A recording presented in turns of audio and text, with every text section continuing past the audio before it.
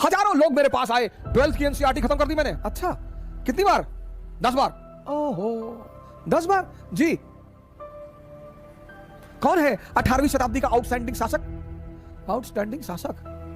पहले चैप्टर का सवाल का जवाब नहीं दे पाते। पहले चैप्टर, पहले। तब क्यों पढ़ रहे हो? जो कंपटीशन चाहोगे हिंदुस्तान में निकलेगा, लेकिन कमांड कर लो। दावा के साथ कह रहा हूं, चाहे कोई भी आदमी हो जो भी 5 साल, 6 साल, 7 साल, 8 साल से तैयारी कर रहा हो और उसका सिलेक्शन नहीं हो रहा है, आप मिलिए हमसे।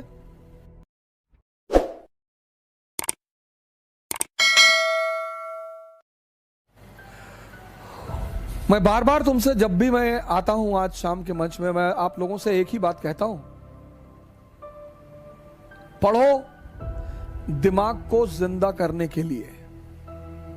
एक जिंदा दिमाग कुछ भी कर सकता है।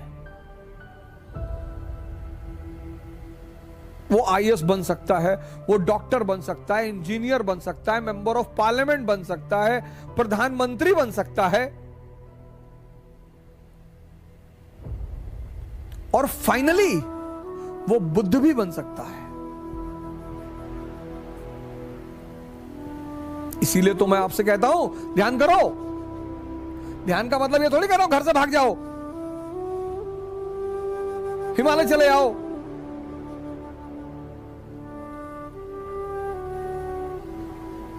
अगर एक किताब पढ़ते हो, खत्म करते हो, और उस किताब की कहानी ही तुम्हें नहीं पता,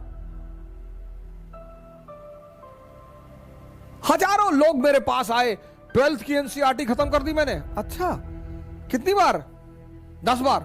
ओहो, 10 बार? जी। अच्छा, तो आप एक काम करो, रिवीजन करके 2 दिन बाद आओ। नहीं नहीं नहीं, आप पूछो। नहीं नहीं, रिवीजन कर लो। नहीं, आप पूछो। कौन है 18वीं शताब्दी का आउटस्टैंडिंग शासक? आउटस्टैंडिंग शासक? ये तो नहीं लिखा है उसमें। अच्छा, महादजी सिंधिया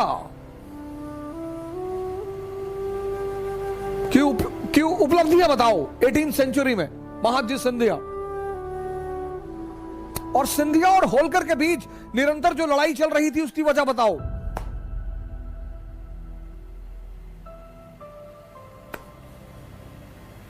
बहुत बड़ी वजह है, और वो ऐसी वजह है जिसकी वजह से ब्रिटेन ने चीन पर कब्जा किया।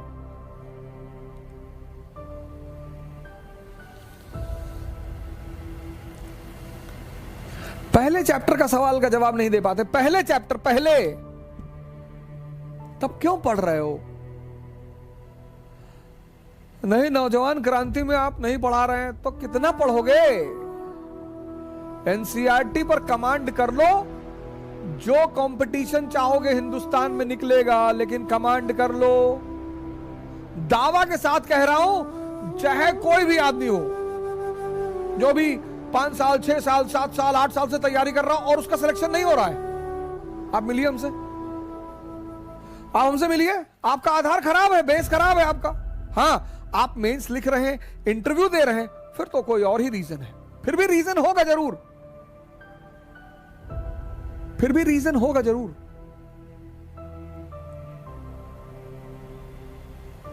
तुम्हें कहानियां ऐसी समझ में आती नहीं, तुम रटते हो तो तुम्हारे मन को मजा नहीं आता, तुम्हारे मन में ये चीजें रिपीट नहीं होती, क्योंकि तुम समझते नहीं हो।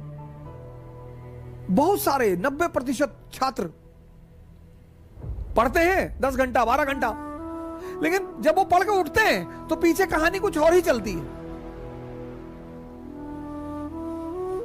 पढ़ना जानते हैं, सेव करना नहीं जानते। जैसे तुम कंप्यूटर में सेव करते हो ना, ऐसे यहां भी सेव होता है। अब इसको जो चीजें पसंद है वो खुद ब खुद सेव कर लेता है। आपको कोई कविता अच्छी लग गई, अपने आप सेव हो जाएगी।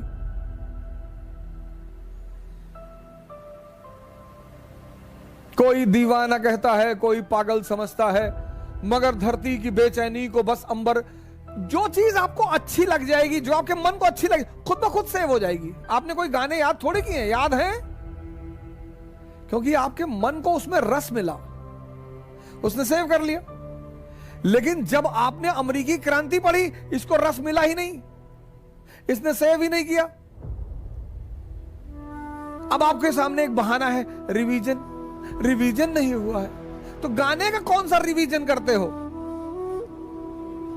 10-10 गाना याद है, 20-20 गाना याद है, 50-50 गाना याद है, फिल्मों की स्टोरी याद है, वहां कौन सा रिवीजन? वहां भी तो रिवीजन नहीं करते। तुम सेव करना भूल गए हो, तुम समझना भूल गए हो। एक पक्षी है रैवन, वो बाज के कंधे पे जाके बैठ जाता है, और बाज शाहीन,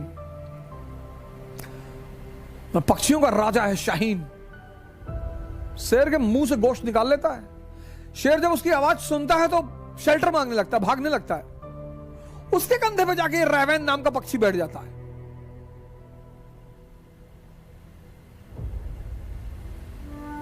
तो पता है बाज क्या करता है? अपनी उड़ान बढ़ाने लगता है, उड़ान। और जैसे जैसे उसकी ऊंचाई बढ़ती रहती है, ऑक्सीजन लेवल कम हो जाता है, रैवन को भागना पड़ता है। अपनी ऊंचाई बढ़ाओ,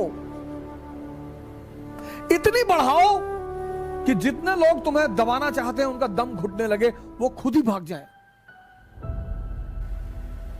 क्योंकि जब तक तुम कमजोर रहोगे तुम्हारा शोषण होगा। तुम किसी भी जाति के हो, किसी भी धर्म के हो, क्या फर्क पड़ता है? जब तक तुम कमजोर हो, जब तक तुम डिपेंडेंट हो, तुम्हारा शोषण होगा। नियम है,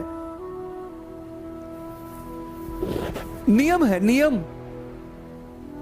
अपनी सारी ताकत अपने में लगाओ और अपनी ऊंचाई को इतना बढ़ाओ, इतना बढ़ाओ कि तुम्हारे जितने अगल बगल लोग